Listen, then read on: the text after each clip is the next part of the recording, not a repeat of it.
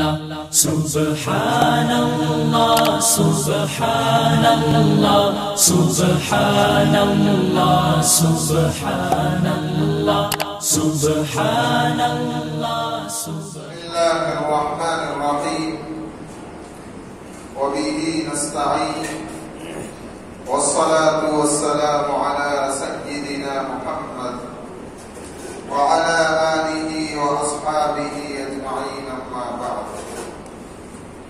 قال الله تبارك وتعالى في كلامه المجيد والفرقان الحميد: أعوذ بالله من الشيطان الرجيم. بسم الله الرحمن الرحيم. وله من في السماوات والأرض ومن عنده لا يستكبرون عن عبادته ولا يستحسرون. صدق الله العظيم. معزز و مکرم سامعین، اللہ رب العزت نے ہم سبوں کی دنیا اور آخرت کی کامیابی اپنے دین میں رکھی. اگر ہم اپنی زندگی اللہ کے احکامات کے مطابق اس کی رضا والے کاموں میں گزاریں گے تو ہم دنیا میں بھی کامیاب اور آخرت میں بھی کامیاب. اور جو لمحات زندگی کے ہم اللہ کی رضا کی بجائے اللہ کی ناراضگی والے کاموں میں گزاریں گے اور اللہ کو ناراض کر کے دنیا سے چلے جائیں گے تو ہم دنیا میں بھی ناکام اور آخرت میں بھی ناکام. اللہ تعالیٰ نے قرآن مجید میں اس بات کو واضح کیا ہے کہ آسمان و زمین اور اس کے درمیان جتنی چیزیں بلکہ ساری کی ساری کائنات کے اوپر اللہ کی حکمرانی ہے، اللہ کی بادشاہی. ہم اگر اللہ کی یاد کر رہے ہیں، اللہ کی تسبیح بیان کر رہے ہیں، تو ہم یہ نہ سمجھے کہ ہم اللہ کے اوپر احسان کر رہے ہیں. قرآن مجید میں اللہ نے فرمایا کہ ہم نے ایسے فرشتوں کو پیدا کیا ہے کہ جو ہر لمحہ ہماری یاد کرتے، ہماری تسبیح بیان کرتے، اور نہ انہیں کھانے کی ضرورت، نہ پینے کی ضرورت، نہ انہیں سونے کی ضرورت، اور نہ ہی وہ تھکتے ہیں، بلکہ ہر وقت ہماری یاد کرتے رہتے ہیں. تو اے انسانوں، تمہارا ہمیں یاد کرنا ہم پر احسان نہیں ہے. اگر تم ہمارے احکامات کے مطابق زندگی گزار رہے ہو اور عبادتوں میں، طاعت و بندگی میں وقت گزار رہے ہو تو تم یہ نہ سمجھو کہ تم اللہ پر احسان کر رہے ہو.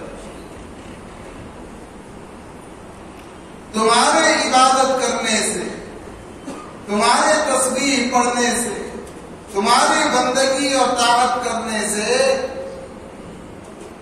اللہ کی خدائی میں نہ ایک رتی کے برابر فرق آتا ہے، نہ اس میں کمی ہوتی ہے نہ زیادتی ہوتی ہے. اگر اللہ چاہے تو اور دوسرے فرشتوں کو پیدا کر دے کہ جو بغیر کھائے پیے، بغیر تھکے ہوئے ہر وقت اللہ کو یاد کرتے ہیں. لیکن انسانوں، ہمارا یہ تم پر فضل ہے کہ ہم نے تمہیں ہماری بندگی کا حکم دیا، ہماری اطاعت کا حکم دیا، ہماری عبادت کا حکم دیا، تاکہ ہم تمہیں آخرت کے اعتبار سے اپنی جانب سے انعام و اکرام دیں. آدمی کسی کا کوئی کام کرتا ہے، وہ ذہن میں اس کی بات آتی ہے کہ بھائی میں نے فلاں کا کام کیا، اب وہ میرے احسان تلے دب چکا ہے. تو اللہ ہمیں بندوں کے ذہن کو صاف کیا ہے کہ ہم جو تمہیں عبادت کا حکم دے رہے ہیں، اطاعت کا حکم دے رہے ہیں، بندگی کا حکم دے رہے ہیں، ہماری یاد اور تسبیح کے بیان کرنے کا حکم دے رہے ہیں، تو تم یہ نہ سمجھو کہ تمہارے یہ سب اعمال کرنے سے ہماری خدائی میں کچھ فرق آئے، بلکہ تمہارے لیے بھلا۔ تو انسان کی کامیابی کا دار و مدار اللہ تعالیٰ کی بندگی اور اس کی اطاعت میں ہے۔ اب یہ اطاعت اور یہ بندگی اور اللہ کے احکامات پر عمل پیرا ہونا یہ کسی ایک شعبے میں نہیں ہے۔ جب مسجد میں آئے اطاعت کر لی، گھروں میں گئے تو وہاں پر اللہ کے احکامات توڑ رہے ہیں، کسی سے معاملات میں ہم اللہ کے احکامات کو توڑ رہے ہیں، معاشرت درست نہیں، بلکہ دین صرف مسجد تک، ایسا نہیں، بلکہ اگر اللہ کی اطاعت اور بندگی مکمل کر کے اللہ کو راضی کرنا ہے تو اس دین کو ہمیں تجارت میں بھی اپنانا ہے، اس دین کو ہمیں اپنے معاملات میں بھی اپنانا ہے، اپنی معاشرت میں بھی اپنانا ہے، یہ دین ہمارے گھر میں بھی رہے، ہماری دنیا میں بھی رہے۔ کہ آدمی صبح میں گھر سے نکل رہا ہے روزی کو کمانے کے لیے، وہ یہ نیت کر لے کہ اللہ میں حلال روزی کما رہا ہوں تاکہ اپنے بچوں کے، اپنے گھر والوں کے پیٹ میں حلال لقمہ جائے۔ فرمایا کہ جب تک کہ وہ گھر سے نکلنے کے بعد اپنے کام کاج سے فارغ ہو کر واپس گھر نہیں لوٹتا، اس وقت تک کہ اس کی اس نیت کی بنیاد پر اس کا وہ کام عبادت میں شامل ہو۔ ہر شعبے کے اندر ہمیں دین کو اپنانا ہے، اور یہ سمجھ لینا ہے کہ اگر ہم دین کو اپنا رہے ہیں، اللہ کی بہت یاد بھی کر رہے ہیں، تو سمجھ لیں ہم اللہ پر احسان نہیں کر رہے ہیں، بلکہ ہم آخرت کے اعتبار سے کامیاب ہو۔ آج گراوٹ آ گئی ہے سب سے پہلے تو اعمال کے اندر، عبادتوں کے اندر، کہ اللہ کے تقرب کا سب سے اونچا ذریعہ نماز ہے ایمان کے بعد۔ کہ آدمی نے ایمان قبول کیا، اللہ کی ذات پر یقین لے آیا، تو اب اس کے لیے اللہ سے قریب ہونے کا سب سے اونچا درجہ نماز ہے، اور نماز میں بھی سجدے کی حالت سب سے زیادہ اللہ کے قریب۔ ایک بزرگ فرماتے ہیں کہ میں سجدہ کرتا ہوں تو مجھے یہ محسوس ہوتا ہے کہ گویا میں اللہ کے قدموں میں اپنے سر کو رکھے ہوئے، اللہ کا خیال، اللہ کی یاد، اللہ کا استحضاء، اللہ کا دھیان نماز میں بھی ہو اور نماز سے باہر کی زندگی میں بھی ہو۔ اب ہم عبادات کے اندر اتنے کمزور ہو چکے ہیں کہ تکبیر تحریمہ، اللہ اکبر جو کہتا ہے آدمی کان تک ہاتھ اٹھا کر، اس کا نام ہے تکبیر تحریمہ، حرام، تحریم، یہ سب اسی سے بنا۔ مطلب کیا کہ اب تک کے جو چیزیں حلال تھی، کہ کھانا حلال، بات کرنا جائز، پانی کا پینا جائز، دوسری ضروریات میں مشغول ہونا جائز، آدمی نے اللہ اکبر کہا، گویا اس نے اب ساری دنیا کو پیچھے کر دیا۔ اب میں حلال چیزوں کو بھی چھوڑ رہا ہوں اور اللہ کے سامنے آ رہا ہوں۔ اب ہماری عبادات کا یہ حال ہے کہ اللہ اکبر کہتے ہی ساری دنیا ہماری نگاہوں۔ تکبیر تحریمہ کا مطلب کیا ہے کہ حرام کر دیا میں نے ساری چیز، اللہ اکبر کہہ دیا ہوں، اے اللہ میں تیرے لیے پورے طور پر حاضر ہو گیا۔ لیکن عبادات کی کمزوری، ایمان کی کمزوری کا یہ حال ہے کہ جو ایمان کے بعد اللہ کے تقرب کا سب سے اونچا ذریعہ ہے نماز، اس میں ہم اتنے کمزور ہیں کہ اللہ اکبر تو کہہ رہے ہیں لیکن پوری دنیا کو آگے لے کر آئے. کوئی اپنی تجارت میں مشغول ہے، کھڑا ہے کوثر باغ مسجد کے مصلے پر اللہ اکبر کہہ کر، باہر کسی سے کوئی بات ہوئی ہے اس کے بارے میں سوچ رہا ہے، گھر میں کیا چل رہا ہے اس کے بارے میں سوچ رہا ہے، بریانی کھانے جانا ہے نماز پڑھ کر تو بریانی کے بارے میں سوچ رہا ہے، قیام جانا ہے کیا خریدنا ہے، وہ سارا یہاں لے کر آتا ہے. عبادات میں یہ حال دیکھیے، ایک سچائی ہے میں جو کہہ رہا ہوں. ہم سب غور کریں کہ نماز گویا ہم اللہ کے سامنے حاضر ہیں. اب ہم غور کریں کہ ہم اللہ اکبر کہنے کے بعد اللہ کے سامنے حاضر رہتے ہیں یا بریانی کے سامنے حاضر رہتے ہیں یا کاروبار کے سامنے حاضر رہتے ہیں. الحمدللہ رب العالمین تو پڑھ رہے ہیں سورہ فاتحہ ہے نا. آپ نے ایک شعر سنا ہوگا کہ میاں مٹھو جو ذاکر حق تھے، مٹھو کو کسی نے اللہ اللہ کہنا سکھا دیا. اب اس کے سامنے گئے، انگلی کے اشارے کر رہے تو اللہ کہہ رہا ہے. تو میاں مٹھو جو ذاکر حق تھے، رات دن ذکر حق رٹا کرتے، غربے موت نے جو آدابا سوائے ٹینٹے کے کچھ نہیں نکلا. یہ موت کا پنجہ آیا اور بلی صاحب نے دیکھا تو اب وہ جو سکھایا ہوا تھا، رٹا ہوا تھا، وہ بھول گیا اور ٹینٹے کرنے لگا. تو ہماری نماز کا یہ حال ہے. اللہ اکبر تو کہہ دیا اور بریانی کے سامنے یا اپنی دکان کے سامنے یا اپنے گھر میں چلے گئے، پورا خیال وہاں ہے اور وہ رٹ لیے ہیں مٹھو کی طرح تو چل رہا ہے. الحمدللہ رب العالمین. نماز استحضار کا نام. اب نماز میں بندے کو جتنا دھیان نصیب ہوگا، علماء نے، بزرگوں نے، صالحین نے لکھا ہے کہ جس بندے کو نماز میں اللہ کا جتنا زیادہ وقت دھیان نصیب ہوگا، وہ 24 گھنٹے والی نماز کے علاوہ کی زندگی میں بھی اللہ کو اتنا یاد کرے گا، اتنا دھیان اس کو ملے گا. تو یہ کمزوری عبادات میں آ گئی، معاملات میں ہم زیرو ہو گئے، معاشرت ہماری خراب. ہم اللہ کے احکامات کو جان کر بھی اس سے انجان بن رہے ہیں. ہر شعبے میں یہ بات ہونی چاہیے. ابھی ایک معاملہ کرناٹک میں پیش آیا.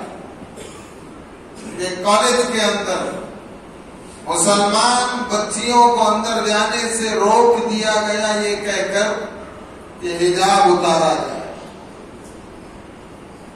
تو مجھ سے ایک صاحب نے کہا کہ مفتی صاحب ذرا جمعہ میں اس پر بولو کہ مسلمانوں کو اسکولیں قائم کرنا چاہیے تاکہ ہمارے بچے ہماری شریعت کے مطابق زندگی گزاریں. ہمارے کالج، ہمارے اسکولیں، ہمارے دواخانے قائم ہو جہاں دینداری ہو.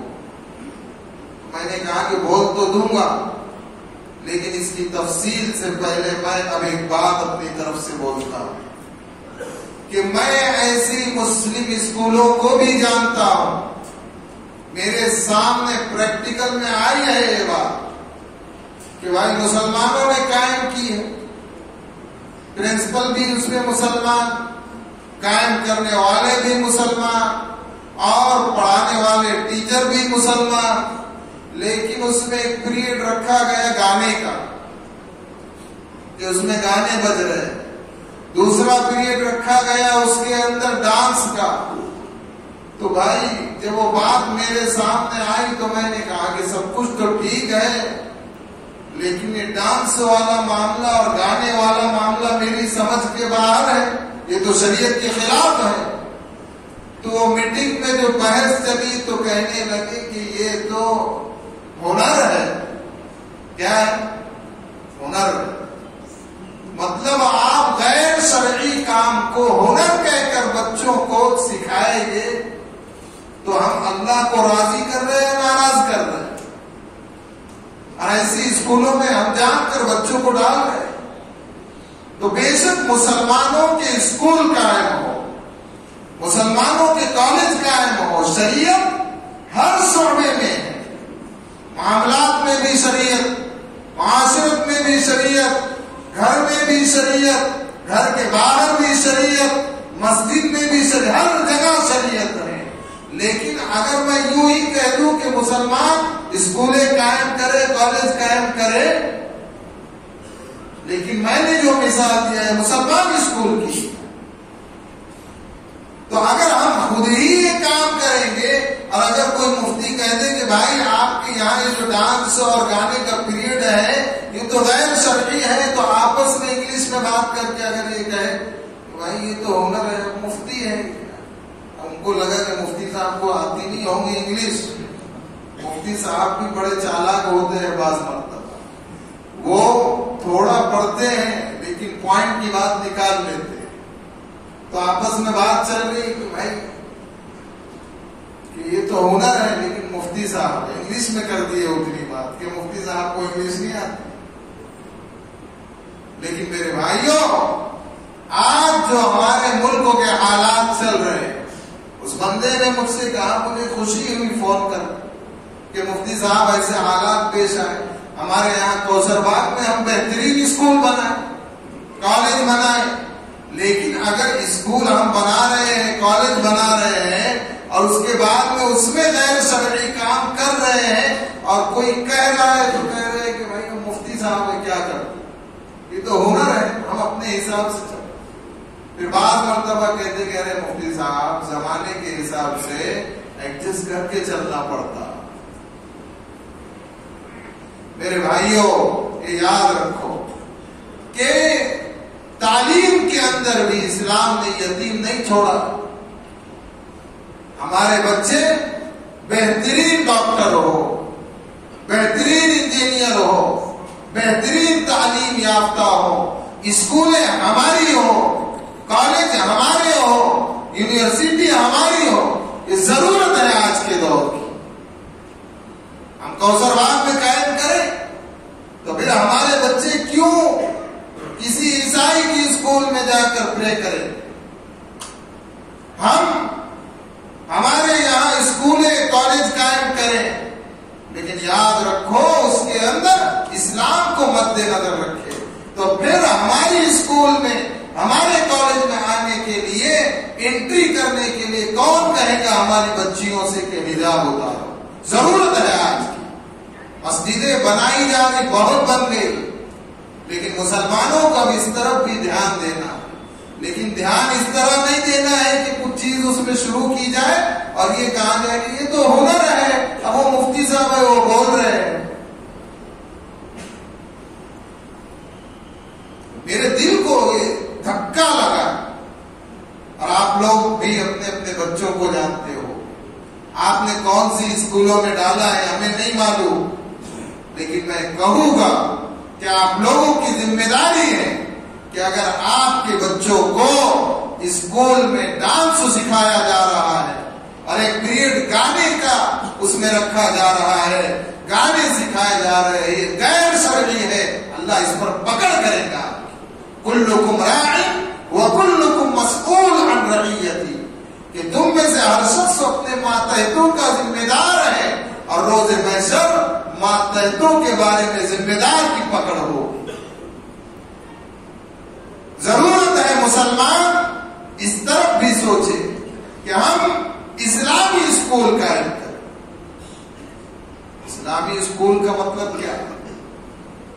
ہم دنیاوی تعلیم تو دیں اس میں، لیکن ہر لمحہ، ہر قدم یہ سوچے کہ اس میں کوئی غیر شرعی کام نہ ہو،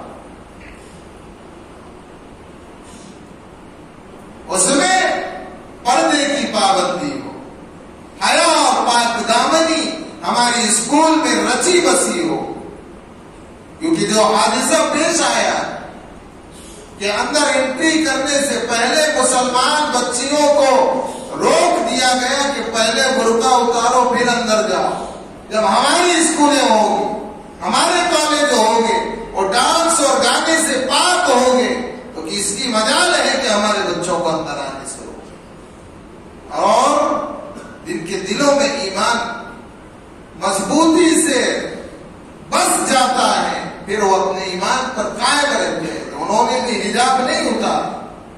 تو آج کے دور کی یہ ضرورت ہے میرے بھائی. لیکن افسوس اس بات کا ہے، یہ تو بہت دور کی بات ہے کہ ہم شرعی اسکولیں قائم کریں، شرعی کالج اور یونیورسٹی قائم کریں اور اسلامی دواخانے ہم قائم کریں تاکہ ہمارے مزدورات کو بھی کسی غیر کے پاس علاج کے لیے نہ جائے. لیکن مسلمانوں کے حالات تو نماز میں یہ ہے جو میں نے بتایا، اللہ اکبر کہہ کے پوری دنیا سامنے لاتے ہیں. تو اسکول اور دواخانے بہت دور کی بات. ہم اپنے ایمان کی کمزوری کو سمجھے. ہر انسان دنیا میں دنیا کے حساب سے چل رہا ہے. وہ کہتا ہے کہ دنیا میں جینا ہے تو یہ کرنا پڑے گا. یعنی اگر ہم کو کوئی ٹوپی پہنا رہا ہے تو ہمیں بھی دوسروں کو ٹوپی پہنانا پڑے گا تو چلیں گے. ایسا نہیں چلتا مفتی صاحب. ہم نہیں پہنائیں گے تو وہ ہم کو پہنا دے گا. سمجھ رہے آپ؟ یہ حالات دنیا کا یہ ماحول چل رہا ہے. تو ہر انسان جو اپنے اخلاق کو سدھارنا چاہیے وہ دنیاوی ریل پیل میں اسی لائن میں کھڑا ہوگا. جس کو تجربہ نہیں ہے تو شروع میں وہ آتا ہے ایمانداری کے ساتھ، پھر جب دھکے کھاتا ہے تو وہ بھی اس لائن میں لگ جاتا ہے کہ بھائی ہم کو بھی ایسا ہی چلنا پڑے گا تو ہم جیے.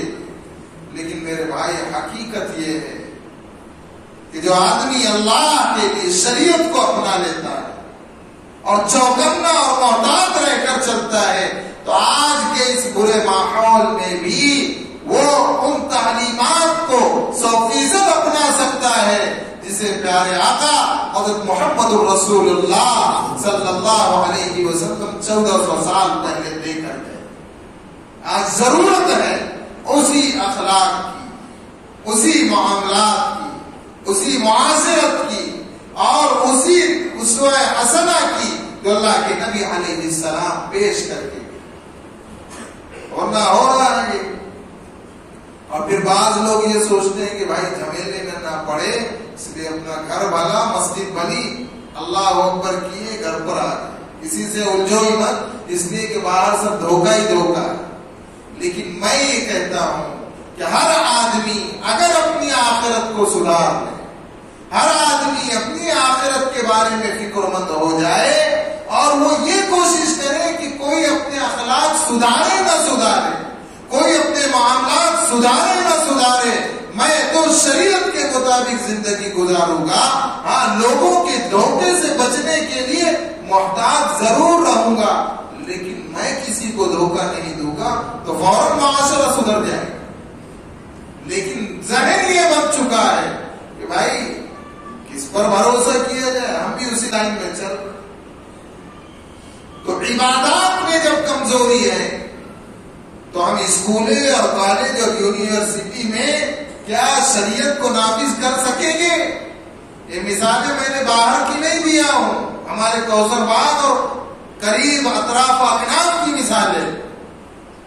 اسکولوں میں ڈانس چل رہا ہے، گانے سکھائے جا رہے ہیں، ماں باپ کو معلوم ہے اپنے بچوں کو بھیج رہے ہیں، سب مل کر یا تو پیریڈ بند کرائے، اب اسے ہنر کا نام دے دینا اور یہ کہنا کہ یہ تو آج کا ہنر ہے.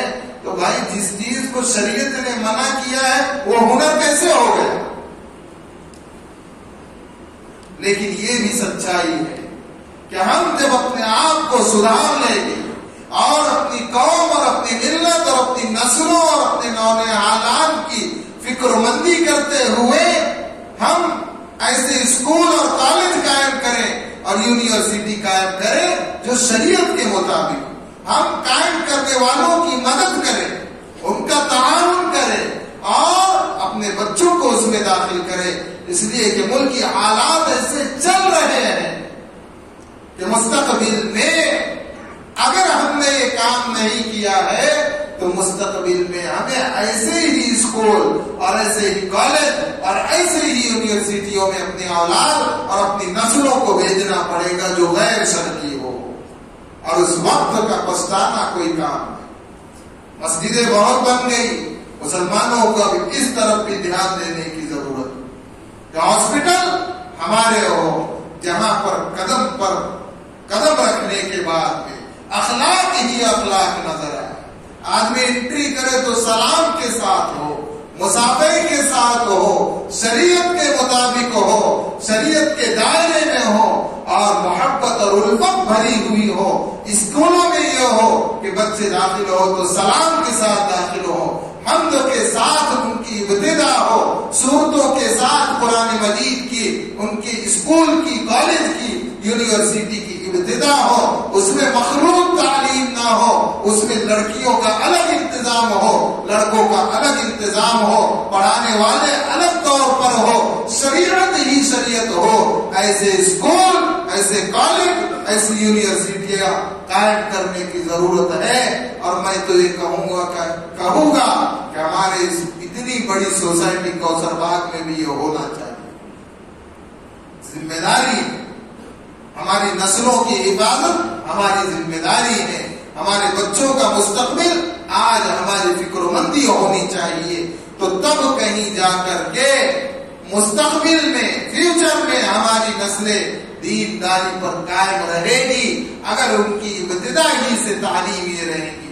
اب ہم یہ سوچتے ہیں کہ ہم نے مغرب بعد لایا، مفتی صاحب سے 2 جملے کہیں گے، مفتی صاحب یہ بچہ تمہارے حوالے، اس کی دینداری تمہارے حوالے. آپ کا بیان میں نے سنا تھا. اب وہ 1 گھنٹے کے ٹائم کے لیے بچے کو دے دیا مفتی صاحب کے پاس، اب پڑھایا جا رہا ہے. 1 گھنٹے میں دین نہیں آتا. یہاں 1 گھنٹہ پڑھا، عشاء کے بعد گیا، ماں باپ کے ساتھ لگ گیا فلمیں دیکھنے گھروں کے اندر. تو کہاں سے دین آئے گا؟ 1 گھنٹے کے مکتب میں آدمی مکمل دین نہیں سیکھ سکتا. ہماری اسکول میں بھی دینی تعلیم، کالج میں بھی دینی تعلیم، یونیورسٹی میں بھی دینی تعلیم، گھر کے اندر بھی دینی ماحول ہو. جب یہ ساری باتیں ہوگی اور اس کے ساتھ ساتھ ہم اپنی نسلوں کو رزق حلال کھلائیں تاکہ حلال لقمے کا اثر ان پر پڑے.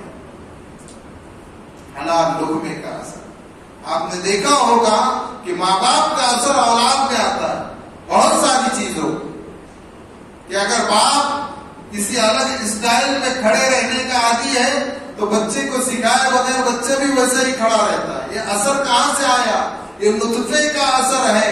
تو ایسے ہی حلال روزی کا اثر بھی نسلوں میں پہنچتا ہے. حلال روزی اپنی نسلوں کو کھلاؤ اور یہ سمجھ لو یہ دنیا کی زندگی مختصر سی زندگی ہے. اپنے نام اعمال کو صاف رکھو، کوڑا رکھو اور اپنے رب کو راضی کر کے اس دنیا سے جاؤ.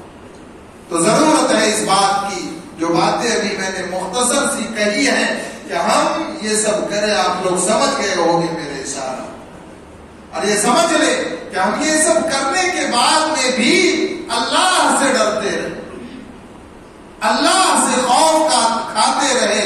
اس لیے کہ اللہ تعالی کی خدائی میں ہماری عبادت، ہماری اطاعت، ہماری فرما برداری سے کوئی فرق نہیں پڑنے والا. ہم اگر اللہ کی تسبیح کریں گے تب بھی خدا خدا ہے، اللہ اللہ ہے. اگر تسبیح نہیں کریں گے تب بھی اللہ اللہ ہی ہے. ہاں، اللہ کی یاد کے بغیر، اللہ کی تسبیح کے بغیر، اللہ کی اطاعت اور فرما برداری کے بغیر اللہ کی نافرمانی میں زندگی گزار کر جائیں گے تو ہم خود نقصان اٹھائیں گے. اللہ تعالیٰ اس پوری امت کو صحیح سمجھ عطا فرمائے اور ہمارے اندر ایسے افراد کو پیدا کرے جو شرعی اسکولیں قائم کرنے والے، جو شرعی کالج قائم کرنے والے ہوں، شرعی یونیورسٹیاں قائم کرنے والے ہوں. اور اس کوثر باغ میں بھی ایسی اسکولیں، ایسے کالج، ایسی یونیورسٹیاں قائم ہو جو شرعی ہو اور جس کے اندر مسلمان بچیاں اور بچے تعلیم حاصل کرنے والے بنے. اللہ عمل کی توفیق عطا فرمائے. مسجد نور الاسلام ہڑپسر، اس کا تعمیری کام جاری ہے. وہاں سے احباب آئے ہوئے ہیں. سبھی حضرات سے درخواست ہے زیادہ سے زیادہ تعاون فرمائے. وآخر دعوانا الحمدللہ.